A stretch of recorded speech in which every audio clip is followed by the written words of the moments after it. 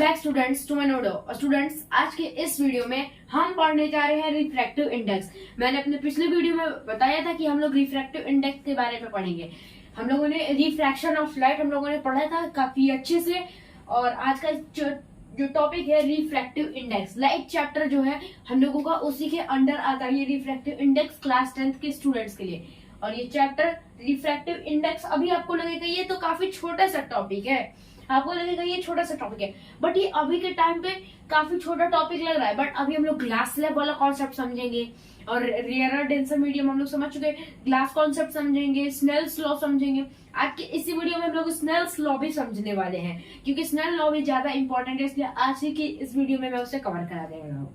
ठीक, तो चलिए शुरू करते हैं आज के इस वीडियो को। ओके, तो देखो, रेयरर मीडियम होता है, आप लोग जानते होंगे कि रेयरर मीडियम क्या होता है। रेयरर मीडियम जो होता है उसमें लाइट क्या करती है, लाइट बहुत तेजी से जाती है, लाइट रन फास्ट। जैसे कि एयर में जो लाइट होती है वो सीधे चली जाती है, फास्टली बहुत फास्ट चली जाती है, मगर डेंसर मीडियम जो भरा भरा मीडियम होता है, जैसे कि पानी हो गया, तो वहां पे लाइट को क्या इधर उधर ऐसे ऐसे जाना पड़ता है। क्यों?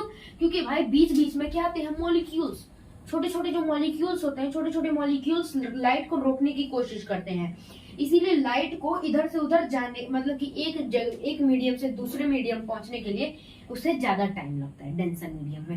यहाँ पे लिखा है in rarer medium light run fast, जो लाइट होती है तेज भागती है, and in denser medium light run slow, क्योंकि बीच बीच में मॉलिक्यूल्स लाइट को रोकने की कोशिश करते हैं, इसलिए डेंसर मीडियम के अंदर लाइट की स्पीड क्या हो जाती है, धीमे हो जाती है। ओके, चलो अब हम लोग समझते हैं ऑप्टिकल डेंसिटी क्या होती है। मैं इसे इरेज कर देता हूँ।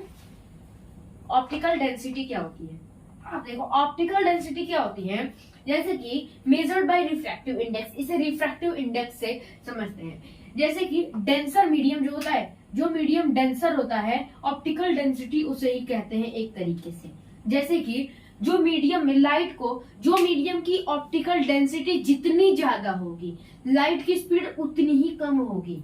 जिसकी जो ऑप्टिकल डेंसिटी को हम लोग म्यू से, इसे ये जो आप यू देख रहे हो, यू, इसे हम लोग क्या कहते हैं, म्यू, इसे हम लोग कहते हैं म्यू बोलते हैं इसको। ठीक, तो हम लोग को इसमें हम लोगों को ऑप्टिकल डेंसिटी से हमें ये समझ में आता है कि ऑब्जेक्ट की जो मीडियम होता है, मीडियम की अगर मीडियम जितना ज्यादा मीडियम की डेंसिटी होगी, ठीक, उतनी ही ज्यादा क्या होगा, उतना ही ज्यादा स्पीड ऑफ लाइट लो होगी। इसको ऐसे समझ सकते हैं, ऑप्टिकल डेंसिटी को हम लोग म्यू से डिनोट करते हैं, ऑप्टिकल डेंसिटी कहो या फिर इसे ही हम लोग रिफ्रैक्टिव इंडेक्स भी कहते हैं। Optical density measured by refractive index, refractive index rarer और डेंसर वाले जो होता है। ओके, तो हम लोग इसे ऐसे लिख सकते हैं, म्यू अपर म्यू को, अगर म्यू जितना ज्यादा होगा, ये म्यू नहीं लग रहा है वैसे, मैं इसको सही समझता हूँ।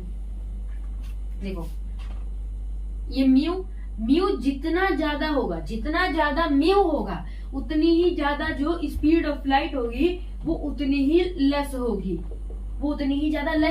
क्योंकि ऑब्जेक्ट की ऑप्टिकल डेंसिटी यानी रिफ्रैक्टिव इंडेक्स जितना ज्यादा होगा उतनी ही स्पीड ऑफ लाइट कम होगी। जैसे कि जो अगर मीडियम जितना ज्यादा डेंसर होगा तो उसमें उतने ज्यादा मॉलिक्यूल होंगे, जितने ज्यादा मॉलिक्यूल होंगे लाइट को सीधे जाने के लिए उसको उतना ही टाइम लगेगा।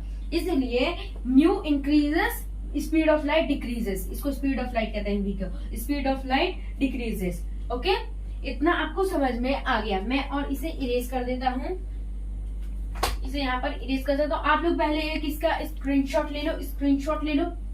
इससे हम लोगों को एक चीज समझ में आती है, हम लोगों ने जो अभी पढ़ा कि हम लोग यू को, यानी कि जो म्यू है हम लोगों का, हम लोग अगर म्यू को जितना ज्यादा इंक्रीज करेंगे स्पीड ऑफ लाइट उतनी ज्यादा घटेगी। तो इसका मतलब क्या हुआ, म्यू इनवर्सली, इसे म्यू को हम लोग रिफ्रैक्टिव इंडेक्स भी कहते हैं। तो refractive index is inversely proportional to the speed of light, ये हम लोगों का फॉर्मूला बनता है। बताओ, यहाँ पे ये फॉर्मूला है, तो फॉर्मूला यहाँ पे है, refractive index inversely proportional to the speed of light. Okay, अब मैं इसे मिटा देता हूँ, इसको एक एग्जांपल से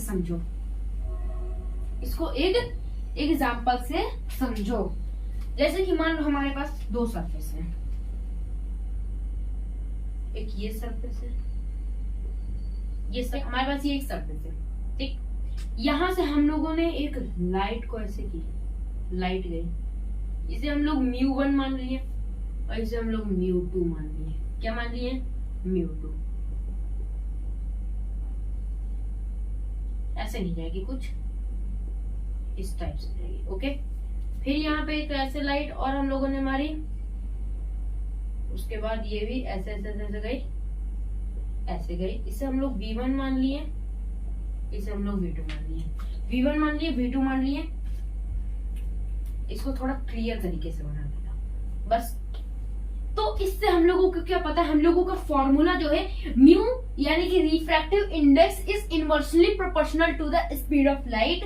तो इसका फॉर्मूला टोटल इसका ऐसे बनेगा, देखो u2 upon u1 is equals to v2 इसके सामने है, v2 इसके सामने है और u1 भी इसके सामने, तो u1 के सामने v1, ठीक।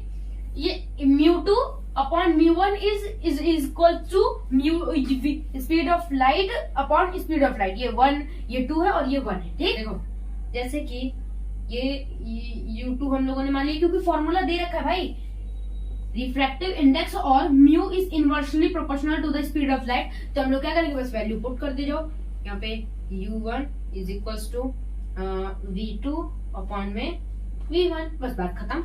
यहीं पर ये हो गया कॉन्सेप्ट आपको क्लियर, कॉन्सेप्ट आपको क्लियर हो गया। अब देखो एक और मैं आपको इसमें चीज बताता हूँ, एक और मैं आपको एक चीज बता देता हूँ। पहले हम लोग इसको एक इरेज कर देते हैं, इरेज कर देता हूँ। अब देखो हम लोग आपको एक एग्जांपल से मैं आपको समझाता हूँ। इसको एक एग्जांपल से हम लोग समझते हैं। मान लो कि speed of light in air v air, इसको मान लो 3 into 10 to the power of 8 metre पर second. Okay, 10 to the power of 8 metre पर सेकेंड। और इसी स्पीड ऑफ इनको हम लोग ग्लास में मान ले तो इसको हम लोग मान लिए 2 into 10 to the power of 8 metre पर सेकेंड। अब हम लोगों को पूरा इक्वेशन अब पता चल गया। अब हम लोग इसे बनाते हैं, जैसे कि ये v है आपका air is equal to 3 into 10 to the power of 8 और v इन ग्लास, ग्लास हो गया आपका ग्लास, ग्लास की कितनी थी 2 into 10 to the power of 8 upon में कर दिए, ये कट गया, बचा 3/2, 3/2 इज इक्वल टू 1.5 मीटर पर सेकेंड। 1.5 मीटर पर सेकेंड हो गया। और 1.5 मीटर पर सेकेंड हो गया तो हम लोग इसको ऐसे भी तो लिख सकते हैं, ug respectively a is equals to 3/2 और 1.5 मीटर पर सेकेंड। 3/2 लिखो या फिर 1.5, मगर एक्यूरेट वैल्यू 1.5 मीटर पर सेकेंड होगी, एक्यूरेट वैल्यू 1.5। इसे हम लोग पढ़ेंगे ug respectively ua is equal to 3/2 और 1.5 मीटर पर सेकेंड। हम लोग इसे पढ़ेंगे कि नहीं पढ़ेंगे, मतलब हम लोग इसे ऐसे ही पढ़ेंगे। या फिर एक सेकेंड मैं इसे इरेज कर देता हूँ, आपको सही से नहीं दिख रहा होगा। हम लोग इसको एक और तरीके से भी पढ़ सकते हैं। ये कटा है ना भाई, हाँ कटा है। चलो हम लोग यहाँ पे लिख लिए ug a okay is equal to 3/2 या फिर 3/2 लिखो और 1.5, आपकी मर्जी भाई। बट आपको अगर एक्यूरेट लिखने को कहे तो आपको 1.5 लिखना पड़ेगा।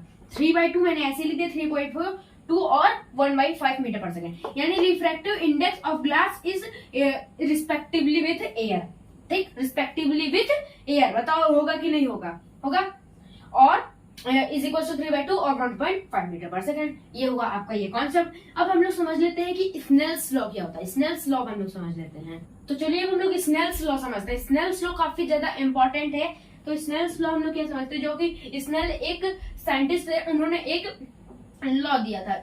उन्होंने एक ऐसे सरफेस बनाया और उन्होंने एक ऐसे एंगल ऑफ इंसिडेंस जो है हम लोगों का, एक ऐसे रे मारी। हम लोगों का परपेंडिकुलर जो होगा नॉर्मल ये बनेगा, हम लोगों का बनेगा कि नहीं बनेगा, बताओ। ये परपेंडिकुलर यहाँ पे गया, लाइट को इधर इधर इधर ऐसे ऐसे ऐसे चले जाना था, ठीक। बट लाइट को इधर सीधे डायरेक्शन में चले जाना था, मगर वो नॉर्मल के टूवर्ड्स जाएगी, नॉर्मल के टूवर्ड्स, क्योंकि ये रेयर मीडियम है। ओके, रेयर, ये एयर है कि नहीं, रेयर, और ये डेंसर है। तो जब लाइट जो होती है अगर रेयरर टू डेंसर जाती है तो लाइट जो होगी वो नॉर्मल की तरफ बेंड हो जाती है, बेंड्स टुवर्ड नॉर्मल, हम लोगों ने पढ़ा था। तो इसको इधर जाना चाहिए था मगर ये इधर चले गए। ओके, उन्होंने कहा कोई बात नहीं। नेक्स्ट उन्होंने बनाया, ये फर्स्ट है, ये हुआ हम लोगों का एंगल ऑफ इंसिडेंस, ये एंगल ऑफ इंसिडेंस हो गया। ये हुआ रिफ्रैक्टेड रे, ठीक, एंगल ऑफ रिफ्रैक्शन। उन्होंने सेकेंड डायग्राम बनाया, उन्होंने एक ऐसे मीडियम पे ऐसे लाइट मारी, फिर वही वाला बात हुई, लाइट को ऐसे चले जाना चाहिए था मगर वो किधर गई, बताओ मेरे को। हो जाएगी बेंड्स टुवर्ड नॉर्मल, नॉर्मल की तरफ बेंड कर गई। फिर आया थर्ड डायग्राम, उन्होंने तीसरा बनाया। तीसरा जैसे उन्होंने बनाया कि रुको मैं इसमें आई लिख देता हूँ, ये आई हो गया, ये आर हो गया, यानी कि एंगल ऑफ रिफ्लेक्शन और एंगल ऑफ इंसिडेंस। लाइट को ऐसे जाना था, किधर चली गई, लाइट को ऐसे जाना था, लाइट किधर चली गई, लाइट हम लोगों की गई इधर। ओके, बात समझ रहे हो मेरी। उसके बाद यहाँ पे ये आर हो गया, ये आई हो गया, ठीक, इतना समझे। अब इन तीनों केसेस में उन्होंने देखा कि हम लोग चाहे ना आर के इसमें ना सारी चीजें तो बदल रही है मगर एक चीज नहीं बदल रही है। क्या नहीं वो बदल रही है, कौन सी चीज नहीं बदल रही है, sine I upon sine R, ठीक, ये वन हम लोगों ने मान लिया, इज इक्वल टू, हम लोग इसे 1 1 मान ले रहे हैं, 1 2 3, सॉरी ये 1 2, ये भी 2 ही रहेगा, ये भी 1, ये होगा 3 आपका, और ये भी रहेगा 3, हम लोग इसे मान लिए, ठीक। तो अभी sine R2 I1 is equal to sine 3 है और ये साइन 3 है, ठीक, ये I का 3 है, साइन 3 I और ये R। ये चीज जो है ना, ये sine incidence 1, sine refraction 1, sine incidence 2, ये 2 है भाई। ये चीज जो है ना इन तीनों डायग्राम में क्या हो रही है, कांस्टेंट ही रह रही है। क्या हो रही है, कांस्टेंट। तो उन्होंने यही बताया कि ये जो 3 चीजें ये तब तक कांस्टेंट रहेंगी, जब तक आप मीडियम नहीं चेंज करोगे। जो ये मीडियम है, आप ये जो मीडियम देख रहे हो जो मैंने बनाया है, ये आप जब तक मीडियम को नहीं चेंज करोगे तो angle of incidence, angle of refraction, angle of refraction ये चेंज हो ही नहीं सकता। ये कांस्टेंट रहेंगे अगर आप रेयरर टू डेंसर जा रहे हो। तो इसीलिए आपको क्या करना पड़ेगा, पहले आप मीडियम चेंज करोगे तभी जो साइन आई होगा यानी कि जो एंगल ऑफ इंसिडेंस होगा तभी ये बढ़ेगा या फिर घटेगा। जब तक आप लोग इसे चेंज नहीं करोगे, जब तक आप मीडियम चेंज नहीं करोगे, तब तक क्या होगा, ये चीज ऐसे ही सेम रहेगी। और एक और मैं आपको चीज बता दे रहा हूँ कि मीडियम हम लोग कैसे चेंज करेंगे। ये रेयरर टू डेंसर जा रही है, ये रेयरर टू डेंसर जा रही है। अब देखो मैं क्या करता हूँ, इसे मैं इरेज कर दूं।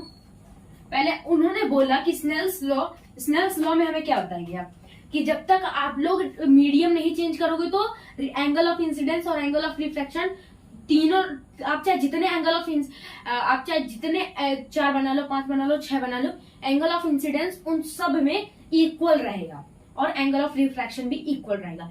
बट जब आप मीडियम चेंज कर दोगे तभी ना होगा। तो हम लोग पहले मीडियम में क्या कर रहे थे, रेयरर टू डेंसर। अब हम लोग क्या करते हैं, denser to rarer, D to R, ठीक, समझ लो। ऐसे किए, यहां से एक रे गई, यहां से एक रे गई, यहां पे बना दिया हम लोगों ने नॉर्मल बनाया। रे को ऐसे निकल जाना चाहिए था, निकलना चाहिए था, मगर एक बात, यहाँ पे हम लोगों ने क्या पढ़ा था, जो ये D टू R जाएगी, अगर D से R मतलब डेंसर टू रेयरर जाएगी तो ये नॉर्मल से दूर भागेगी तो इधर निकल जाएगी, इधर निकल जाएगी कि नहीं, बताओ मेरे को, निकल जाएगी। अब देखो, अब ये जो एंगल ऑफ रिफ्रैक्शन है ये आपका एंगल ऑफ इंसिडेंस हो गया। अब बताओ मेरे को, इसमें हम लोगों ने मीडियम चेंज कर दिया तो हम लोगों ने पहले कैसे देखा था, हम लोगों ने पहले ये डेंसर टू रेयरर है, अब हम लोग रेयरर टू डेंसर बनाते हैं, rarer to denser, rare to denser समझ जाते हैं, जैसे कि ये से रेयर टू डेंसर हम लोग बनाए। अब हम लोगों ने ऐसे एक लाइट मारी, ये लाइट मारी हम लोगों ने, बीच में बना दिया नॉर्मल। लाइट को जाना था इधर मगर वो चली गई इधर, ठीक। ये हो गया आई, ये हो गया आर। हम चाहे इसी की तरह रेयर टू डेंसर से जितने बना लें, हम लोगों का जो देखो इसमें क्या है, इसमें मान लो कि हम लोगों ने 40 डिग्री मान ली आर को, और इसमें भी मान लो कि 120 डिग्री मान ली, 120 मान ली, 120 डिग्री मान ली, मगर यहाँ पे एंगल ऑफ रिफ्लेक्शन कितना हो जाएगा 50 डिग्री। देखो ये ज्यादा एंगल ऑफ, इसमें देखो इसमें ज्यादा एंगल ऑफ रिफ्लेक्शन बड़ा है, ये इसमें बड़ा है। और यही तो स्नेल जो थे जो साइंटिस्ट थे वो तो यही चाहते थे कि हमको ना एंगल ऑफ इंसिडेंस और एंगल ऑफ रिफ्लेक्शन को कम या बड़ा करना है। मगर जब तक वो एक ही मीडियम पे ट्राई कर रहे थे, उनका ना एंगल ऑफ इंसिडेंस बड़ा हो पा रहा था, ना एंगल ऑफ रिफ्लेक्शन में कोई चेंज आ रहा था। तो उन्होंने क्या किया, मीडियम ही बदल दिया। जब तक हम मीडियम नहीं चेंज करेंगे, तो एंगल ऑफ रिफ्लेक्शन और एंगल ऑफ इंसिडेंस में कोई भी डिफरेंस या चेंज नहीं आने वाला है। यही है स्नेल्स लॉ, काफी इंपॉर्टेंट स्नेल्स लॉ। ओके, आपको स्नेल्स लॉ, आई होप आपको इतना समझ में आ गया होगा स्नेल्स लॉ। अगर आपको वीडियो पसंद है तो लाइक करो, शेयर करो, सब्सक्राइब करो। मिलते हैं हम लोग अगले वीडियो में, तब तक के लिए बाय, थैंक यू।